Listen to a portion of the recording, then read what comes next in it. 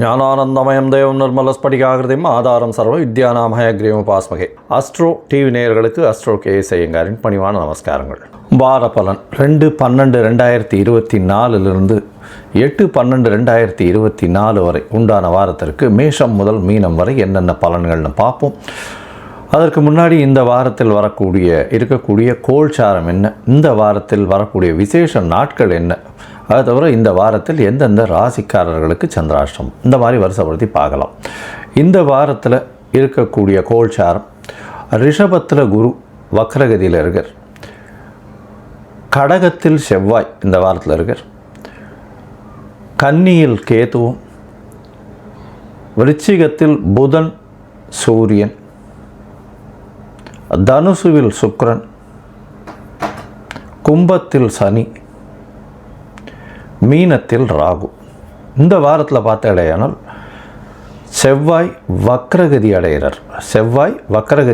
இன்றைக்கி 3/12/2024 அன்றைக்கி, அதாவது நீச்சமாக இருந்து வக்ரம் பெறதுனால அது ஆட்சி உச்சத்திற்கு சமம் அப்படின்னு சொல்லக்கூடியது. அதனால் செவ்வாய் இந்த வாரம் உங்களுக்கு பெரிய ஏற்றத்தை கொடுக்க போகிறார். எல்லாருக்குமே செவ்வாயினால் பெரிய மாற்றங்களும் ஏற்றங்களும் உருவாகும். அது தவிர பார்த்தீங்கன்னா சுக்கிரன் எவ்வளவு நாளாக தனுசுல இருந்தவர் 3/12 அன்னைக்கு மகரத்துக்கு போகிறார். இதுவும் ஒரு பெரிய ஏற்றம். காலபுருஷ தத்துவத்தின் 10வது இடத்துல சுக்கிரன் போகிறது பெரிய விசேஷத்தை கொடுக்கும். அதனால் என்னென்ன மாற்றங்களை கொடுக்க போகிறார் ஒரு ராசிக்குன்னு பார்க்கலாம். சரி, இந்த வாரத்தில் வரக்கூடிய விசேஷ நாட்கள் என்ன அப்படின்னு பார்த்தோம்னா, இந்த வாரத்தில் வர சதுர்த்தின்னா என்ன அப்படின்னா வரங்களை அள்ளித்தரும் சதுர்த்தி. பொதுவாகவே பார்த்தோம்னா சங்கடஹர சதுர்த்தி அப்படின்னு சொல்லுவோம், வர சதுர்த்தின்னு சொல்லுவோம். 2 வகையான சதுர்த்திகள். வளர்பிறையில் வரக்கூடிய சதுர்த்தியை வர சதுர்த்தி அப்படின்னு, தேய்பிரையில் வர்றதை சங்கடஹர சதுர்த்தி அப்படின்னு சொல்லக்கூடியது. வர சதுர்த்தியில் என்ன அப்படின்னா, நீங்கள் போய் விநாயகரை சேவிச்சுட்டு ஒரு 9 தரம் பிரதர்ஷனம் பண்ணிவிட்டு 9 தோப்புக்கரணை போட்டு ஒரு தேங்காயை உடைச்சிட்டு வந்தாலேனால் அங்கே கேட்கிற வரங்கள் அனைத்தையும் கொடுக்கக்கூடியவர். அப்படின்றதுனால என்னென்ன வேணுமோ உங்களுக்கு அது எல்லாத்தையும் கேட்டேன்னா கண்டிப்பாக கொடுக்கக்கூடிய காலகட்டம். இந்த வர சதுர்த்தி என்றைக்கு வருது அப்படின்னு பார்த்தோம்னா 5ஆம் தேதி அன்றைக்கி, 5/12/2024 அன்றைக்கி வர சதுர்த்தி. அன்றைக்கி அருகில் இருக்கக்கூடிய விநாயகப் பெருமானை சேவிச்சுட்டு வர்றது பெரிய விசேஷம். அதற்கு அடுத்த நாள் சஷ்டி விரதம் இருக்கிறது. சதுர்த்தி கொஞ்ச நேரம் தான் இருக்குது, அதுக்கப்புறம் சஷ்டி விரதம் வந்துடுறது அடுத்த நாள் அன்றைக்கி, அதாவது 6ஆம் தேதி அன்றைக்கி சஷ்டி விரதம். குழந்தை பிராப்திக்கு பார்த்து கொண்டு இருப்பவர்கள் சஷ்டி விரதம் இருக்கிறது ரொம்பவும் விசேஷம். சஷ்டியில் விரதம் இருந்தால் அகப்பையில் வரும்னு சொல்லக்கூடியது. அது தவிர பார்த்தாலேயானால் சஷ்டி விரதத்தினால எல்லாவித துன்பங்களும் உடல்நிலையில் ஏற்றம் வரும். ஏன்னா வளர்பறையில் வர்றதுனால. அதை தவிர கடன் எல்லாமே கழியக்கூடிய வாய்ப்பு, எதிரிகள் அற்ற நிலை இருக்கக்கூடிய காலகட்டம், இது எல்லாமே வரக்கூடிய வாய்ப்புகள் நிச்சயமாக உண்டு. அதனால் பொதுவாகவே பார்த்தாலேயானால் இந்த சஷ்டி விரதம் பெரிய ஏற்றத்தை மாற்றத்தையும் கொடுக்கும். இந்த வாரத்தில் பார்த்தாலேயானால் எந்தெந்த ராசிக்காரர்களுக்கு சந்திராஷ்டமம்னு பார்த்தாலும் மேஷம், ரிஷபம், மிதுனம், கடகம், இந்த 4 ராசிக்காரர்களுக்கும் சந்திராஷ்டமம். சந்திராஷ்டமம் அப்படின்னா என்ன அப்படின்னும்போது, உங்களுடைய பிறந்த ராசிக்கு கோல்சார பிரகாரம், இன்றைய கோல்சார பிரகாரம் 8ஆம் இடத்துல சந்திரன் மறையக்கூடியதை சந்திராஷ்டமம்னு சொல்கிறோம். இந்த சந்திராஷ்டம காலகட்டத்தில் சந்திரன் மதிகாரகன்றவர் மறைந்து இருக்கக்கூடிய காலகட்டத்தில் தவறான முடிவுகள் எடுக்கக்கூடிய காலகட்டமாக இருக்கும். அதனால் புதுசாக முயற்சிகள் வேண்டாம். யாருக்கும் ஜாமீன் கையெழுத்து போடுறது அதெல்லாம் வேண்டாம். பொறுமையாக இருக்கிறது ரொம்பவும் நல்லது. அது தவிர வெளியூர், வெளிநாடு, வெளி மாநிலம் அதெல்லாம் போகிறத கொஞ்சம் தவிர்க்கிறது ரொம்பவும் நல்லது. ஏன்னா அந்த ஏதாவது ஒரு ஸ்பெசிஃபிக் ப்ராஜெக்ட்டுக்குன்னு அன்றைக்கி நீங்கள் போக வேண்டிய கட்டாயம் ஏற்பட்டதுன்னா பிரச்சனைகள் வரும். சரி, இந்த காலகட்டத்தில் ஒரு வேளை செய்ய வேண்டிய கட்டாயத்தில் இருக்கீங்க அப்படின்னா என்ன பண்ணலாம்னா, அருகில் இருக்கக்கூடிய கோவிலில், அதாவது இப்போது வர சதுர்த்தி வேறு வருது, அதனால் அருகில் இருக்கக்கூடிய விநாயகர் கோவிலில் பால் அபிஷேகத்துக்கு பசும்பால் ஒரு 1/2 டம்ளர் உங்களால் முடிஞ்சது வாங்கி கொடுத்துட்டு போகிறதன் மூலியமாக சந்திராஷ்டமத்தின் தாக்கம் நிச்சயமாக குறையும். சரி, இந்த வாரம் மேஷம் முதல் மீனம் வரை எப்படி இருக்குதுன்னு பார்க்கலாம். அதற்கு முன்னாடி என்னுடைய மொபைல் நம்பர் கீழே ஸ்க்ராலிங்கில் வரும். உங்களுக்கு அஸ்ட்ராலஜிக்கல் கன்சல்ட் தேவைப்படுமேயாயின் எனக்கு ஃபோன் பண்ணுங்க.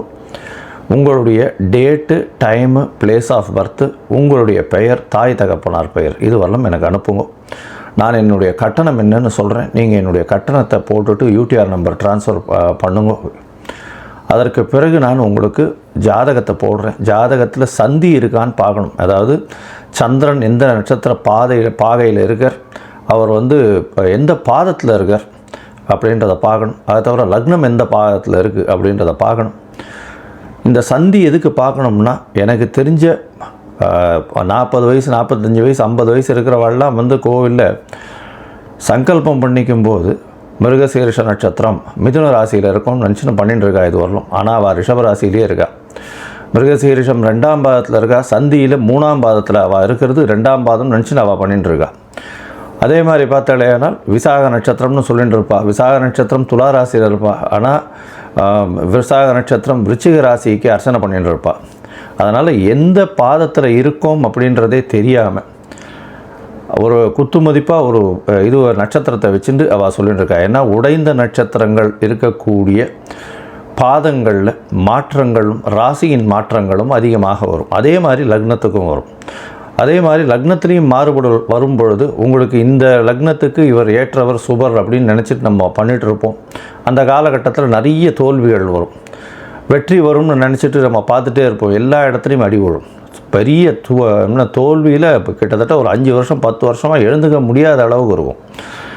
இதெல்லாம் வந்து லக்ன சந்தியை பார்த்து, லக்ன புள்ளி எங்கே வருதுன்னு பார்த்து, அந்த புள்ளி வந்து இந்த ஜாதகனுக்கு ஏற்றத்தை கொடுக்கக்கூடிய தசையா புக்தியா அந்தரமமா சூக்ஷ்மமா இது எல்லாத்தையும் பார்த்து இன்றைய காலகட்டத்தில் இருக்கக்கூடிய கோல்சாரம் எந்த அளவுக்கு இவளுக்கு கை கொடுக்கறது அப்படின்றதையும் பார்த்து உங்களுக்கு பலன் சொல்கிறேன். எளிய பரிகாரங்கள் என்னன்றதையும் சொல்கிறேன்.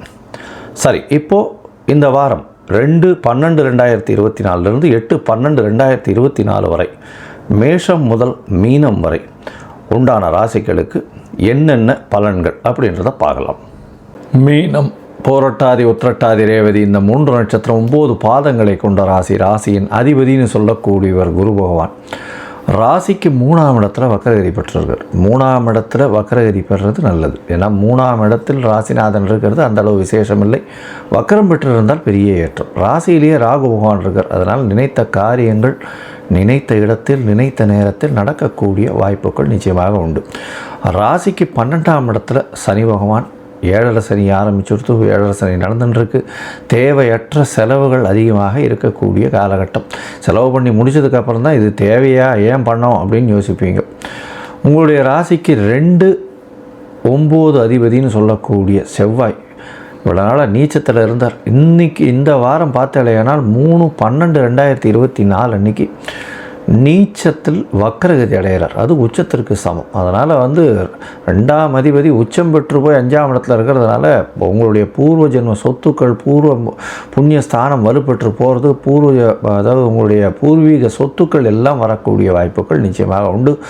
திடீர் பணம் வரக்கூடிய வாய்ப்புகள் நிச்சயமாக இருக்கும்.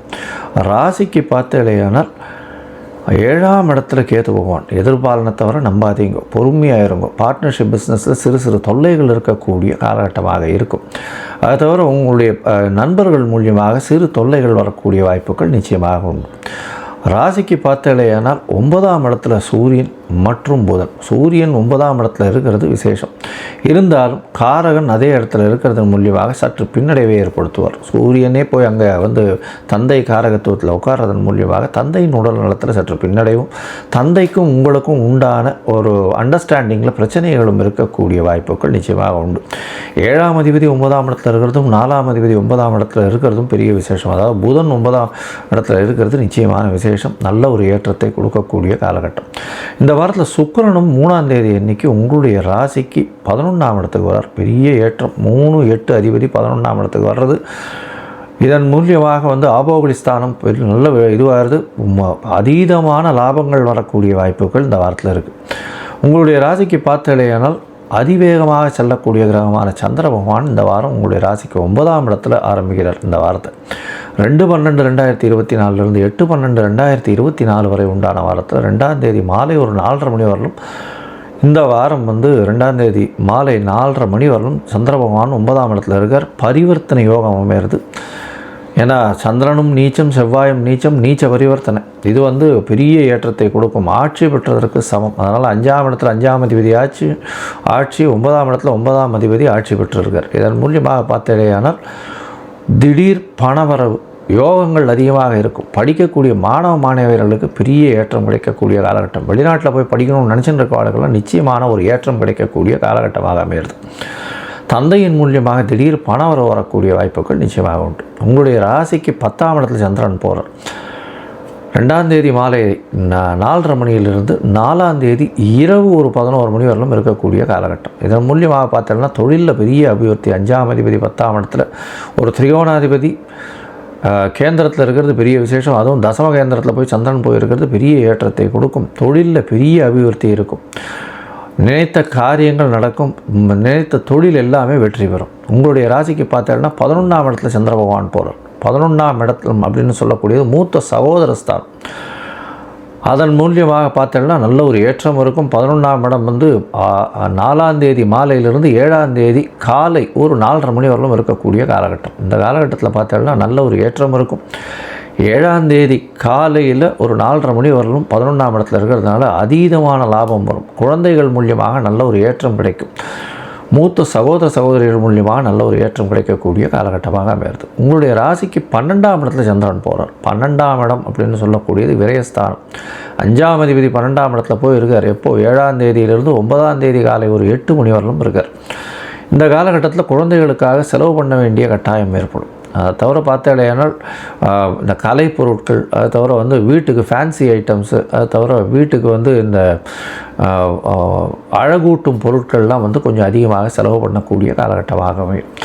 மொத்தத்தில் பார்த்தாலேனால் இந்த வாரம் ஒரு நல்ல ஏற்றமான வாரம். அதுவும் வந்து இந்த மீனராசிக்காரர்கள், கடல் வாணிபம் செய்பவர்கள், இம்போர்ட் எக்ஸ்போர்ட் பிஸ்னஸ் பண்ணுறவங்க, பேப்பர் சம்பந்தமான வியாபாரம், அது தவிர வந்து டீச்சிங் ப்ரொஃபஸர்ஸ், இந்த மாதிரியான வியாபாரம், மத குருமார்கள், கோவில் இந்த கற்பூரம் அந்த மாதிரியான கோவில் பதார்த்தங்கள் விற்கிறவங்க, இவங்களுக்கெல்லாம் பெரிய ஏற்றத்தை கொடுக்கக்கூடிய காலகட்டமாகவே. நீங்கள் அருகில் இருக்கக்கூடிய தட்சிணாமூர்த்தியை போய் வணங்கிட்டு வாங்கும். அதை தவிர வந்து ஒரு மஞ்சள் கலர் வஸ்திரம் தானமாக கொடுத்துட்டு வாங்கும். அது ஒரு பெரிய ஏற்றத்தையும் மாற்றத்தையும் உங்கள் வாழ்வில் கொடுக்கும்.